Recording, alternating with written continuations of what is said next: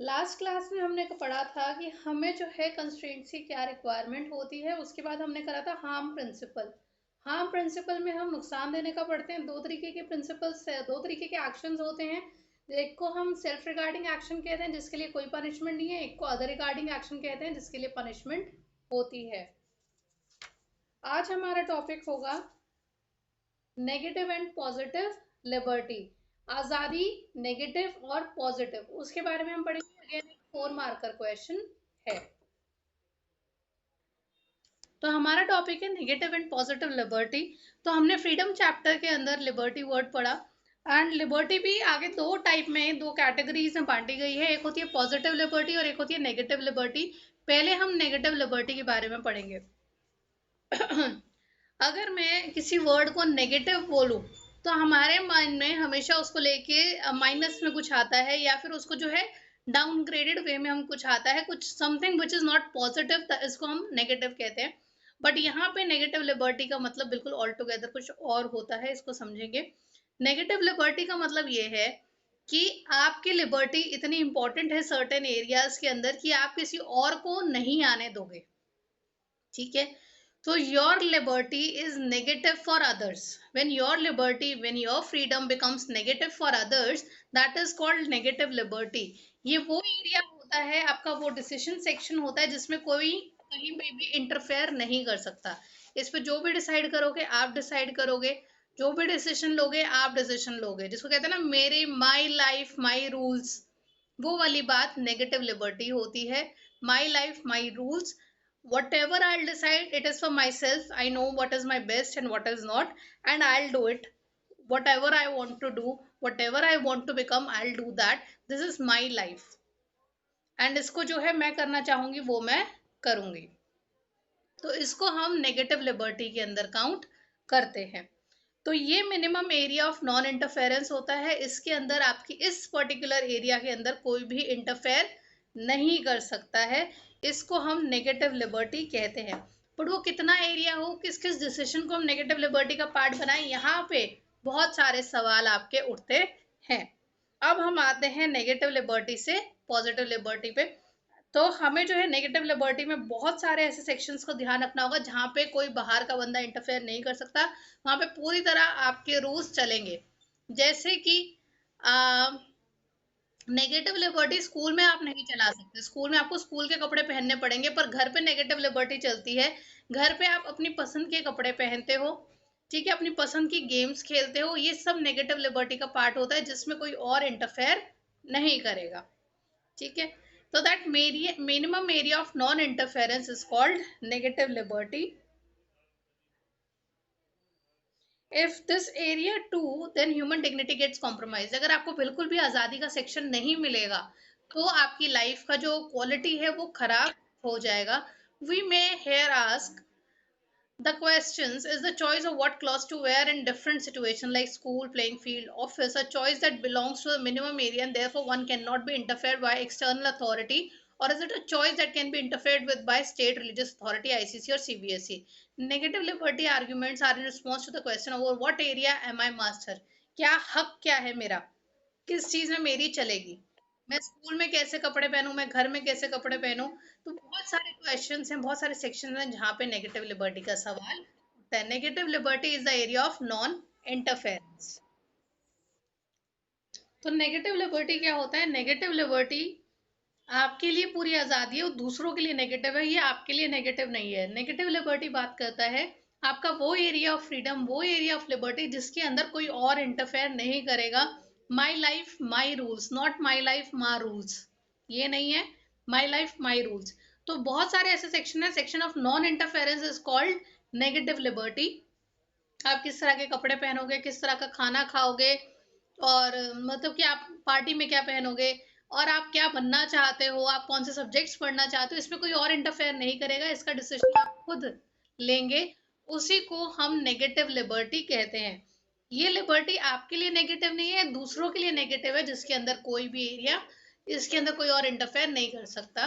But सवाल ये होता है कितने एरिया के अंदर आपको, किस किस डिसीजन के अंदर आपको नॉन इंटरफेरेंस मिलेगी, किस किस डिसीजन के अंदर आपको नेगेटिव लिबर्टी मिलेगी। अब हम आते हैं पॉजिटिव लिबर्टी पे। Negative liberty is all about I, me, myself, my life, ये सारा नेगेटिव लिबर्टी होता है। बट उस आई का क्या करोगे, या उस आई पे क्या कर लोगे, माई सेल्फ का क्या करोगे जब आपके पास रिसोर्सेस ही नहीं होंगे। आप डॉक्टर बनना चाहते हो, आप लॉयर बनना चाहते हो, बट इन सब के लिए रिसोर्सेस कहाँ से आएंगे? इन सब के रिसोर्सेस सोसाइटी से आते हैं। तो आई से वही तक का shift, I can not be I until there is a we type of a condition. तो अगर आपको खुद को भी ग्रो करना है तो आपको सोसाइटी की जरूरत है। आपको अपनी चॉइसेस लेने के लिए भी आपको सोसाइटी की जरूरत है, क्योंकि आप रिसोर्सेस कहाँ से हासिल करेंगे?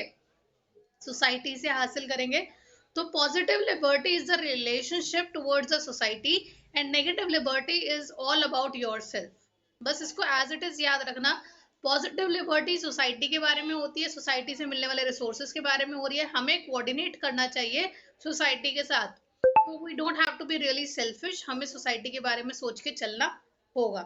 तो जब हम अपने बारे में सोचते हैं दैट इज नेगेटिव लिबर्टी, जब हम सोसाइटी के साथ एडजस्ट करके चलते हैं उसे आप पॉजिटिव लिबर्टी कहते हैं। बस इसका ये मतलब होता है। कोई डाउट है तो पूछो, डाउट है तो पूछो। दोबारा बता रही हूँ, negative liberty is all about I, me, myself, my life, my rules kind of thing. And positive liberty is all about we, us, ours. ठीक है, कैसे हम सब मिलके आगे ग्रो करेंगे। ठीक है, आय को बढ़ने के लिए भी वही की जरूरत है। ठीक है, अगर मुझे अच्छी लाइफ में कुछ अच्छी पोजीशन हासिल करनी है उसके लिए भी मुझे रिसोर्सेज समाज से मिलेंगे। तो नेगेटिव लिबर्टी के अंदर आप डील करते हो कि मेरी क्या चाहते हैं, मुझे क्या करना है, और पॉजिटिव लिबर्टी में आप सोसाइटी के साथ एडजस्ट करने की बात करते हो। यही एक फर्क है आपका आई और वी में, यही फर्क है आपका नेगेटिव एंड पॉजिटिव लिबर्टी में। ठीक है, फिर आता है फ्रीडम ऑफ एक्सप्रेशन। अब इसके ऊपर क्या होता है, आप जो कहना चाहते हैं, जो सोचना चाहते हैं, उसकी आजादी के ऊपर है। क्या ये आपको पूरी तरह से मिला हुआ है या इसके ऊपर कोई रोक टोक है, क्या है क्या नहीं है, उसके बारे में हम पढ़ेंगे। इसके पीछे की फिलॉसफी क्या है कि क्यों दी जाती है फ्रीडम ऑफ एक्सप्रेशन। ठीक है, ओजस्वी पढ़ो। फ्रीडम ऑफ एक्सप्रेशन का मतलब होता है अपने मन की बात सामने रखना। What you think you are able to express that, you have the freedom to express this. Nobody is going to stop you from explaining and saying what you want to. ठीक है, अब तुम मुझे कहना चाहो कि मैम आप ये चीज अच्छी नहीं पढ़ा रहे हो। ठीक है, एंड मैम आप एक नंबर की beep beep beep beep beep, आपको पढ़ाना नहीं आता, you are beep beep beep beep beep. कौन सा फ्रीडम ऑफ एक्सप्रेशन करेक्ट है और कौन सा गलत है?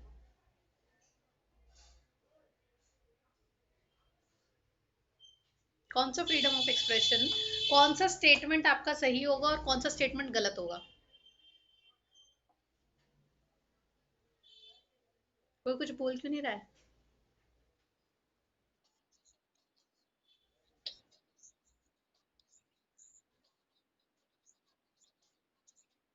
ठीक है, सो इफ यू यूजिंग, तो वहां पे रोक टोक लग सकती है when you are abusing your, मतलब you are using abusive language, you are using a foul language against someone.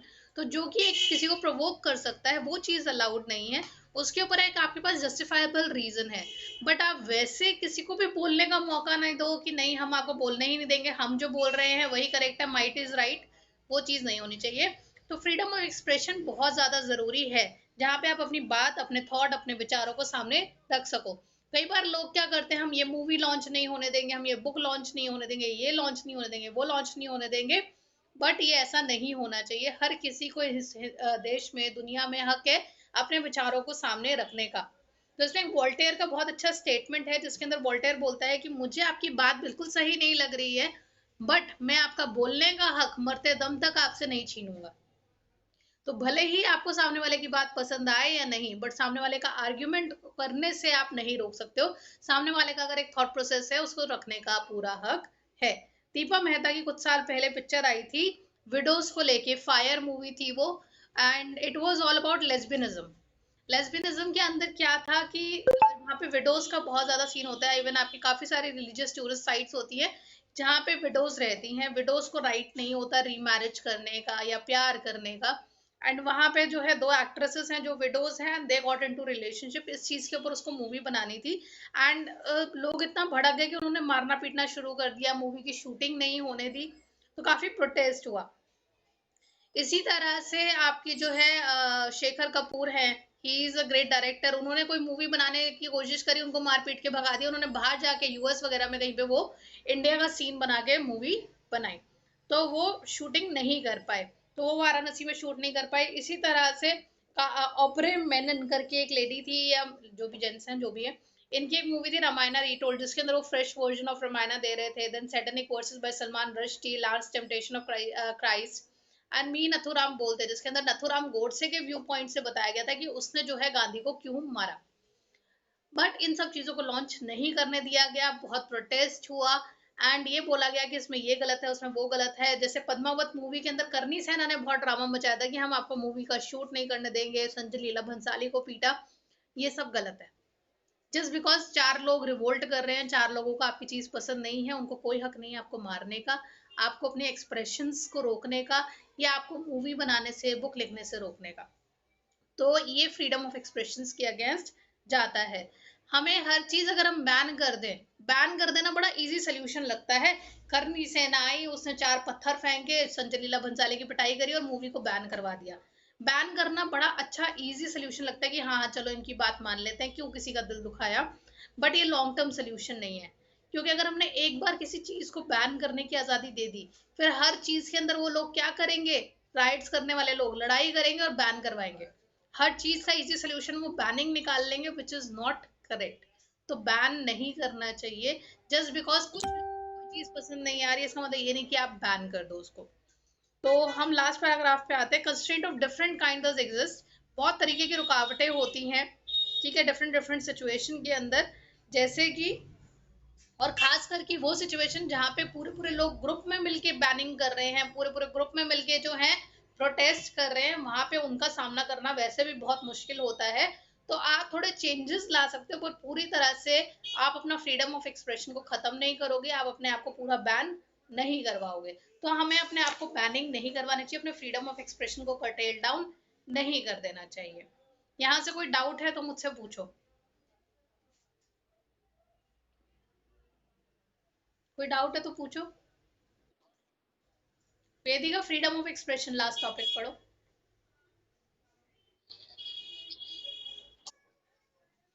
तो जॉन स्टुअर्ट मिल जो थे, एक पॉलिटिकल थिंकर थे और एक्टिविस्ट थे 19th सेंचुरी के ब्रिटेन में। एंड ये फ्रीडम ऑफ एक्सप्रेशन के फेवर में बहुत बोला करते थे। उनकी एक बुक भी थी, freedom of, in his book on liberty, 1 marker question है, ऑन लिबर्टी इनकी किताब थी, जिसमें इन्होंने 4 मुख्य कारण दिए थे क्यों फ्रीडम ऑफ एक्सप्रेशन के ऊपर फोकस करना चाहिए, क्यों नहीं रोकना चाहिए लोगों को एक्सप्रेस करने से। तो first of all, no idea is completely false. आपका सोचने का तरीका, मेरा सोचने का तरीका अलग अलग हो सकता है। इसका मतलब ये नहीं कि आप गलत हो या मैं गलत हूँ। तो कोई भी डिफरेंट डिफरेंट आइडियाज हैं, वो पूरी तरह से गलत नहीं होते।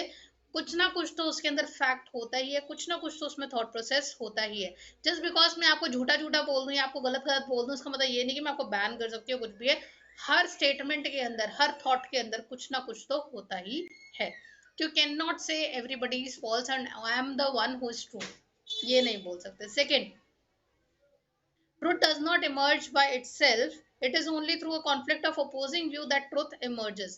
सच अपने आप नहीं बन जाता, कोई बात अपने आप ही नहीं आ जाती। बहुत सारे व्यू पॉइंट्स जब आपस में क्लैश होते हैं तो फाइनल एक रिजल्ट निकलता है, फाइनल एक स्टेटमेंट निकलती है, फाइनल एक कंक्लूजन निकलता है। एंड वो कंक्लूजन विदाउट आइडियाज कभी भी नहीं आ सकता। तो हमें लोगों को एक्सप्रेस करने का मौका देना चाहिए, अपने आइडियाज को सामने रखने का मौका देना चाहिए। Thirdly, this conflict of ideas is valuable not just in the past but is of continuing wealth for value for all the times. सच जो है हमेशा बोलने देना चाहिए। सिर्फ ये नहीं कि it's not a one time process कि पहले चाहिए होता था, सच नहीं, आज भी सच चाहिए। इसलिए आज भी आइडियाज का होना बहुत ज्यादा जरूरी है। तो लोगों को मतभेद करने का, डिबेट करने का मौका देना चाहिए। And finally, we can not be sure what we consider true is actually true. जो हमें सच लगता है क्या वही सच है, ऐसा जरूरी नहीं है। कई बार हम काफी झूठ को भी सच मान रहे होते हैं। जैसे कि एक टाइम पे था कि धरती फ्लैट है, यही सच था दुनिया का, बट वो एक्चुअली में ट्रू नहीं था, ठीक है ना। तो कई बार हमें जो सच लग रहा था वो जरूरी नहीं कि वो सच हो। सिर्फ हम कुछ सोच रहे हैं इसलिए हम दूसरों को दबाना शुरू कर दें, ये सही नहीं है। इसलिए हमें फ्रीडम ऑफ एक्सप्रेशन देना चाहिए। जैसे गैलीलियो, मैगेलन, इन्होंने जब एस्ट्रोनॉमी का और आपका सोलर सिस्टम का, अर्थ की रोटेशन का, रेवोल्यूशन का, इनके बारे में बताया था, लोगों ने इनको मारा था। लोगों ने इनकी पिटाई करी थी और कहा था तुम लोग पागल हो, तुम हमारे धर्म के साथ पंगे ले रहे हो, you are not good. And लोगों ने इनको इनका फ्रीडम ऑफ एक्सप्रेशन छीनने की कोशिश करी, पर एक समय ऐसा आया कि जब माना गया कि यही लोग सही थे, बाकी सारी दुनिया गलत थी। तो हमें लोगों को एक्सप्रेस करने का मौका देना चाहिए। क्लियर है आज के लिए? ठीक है।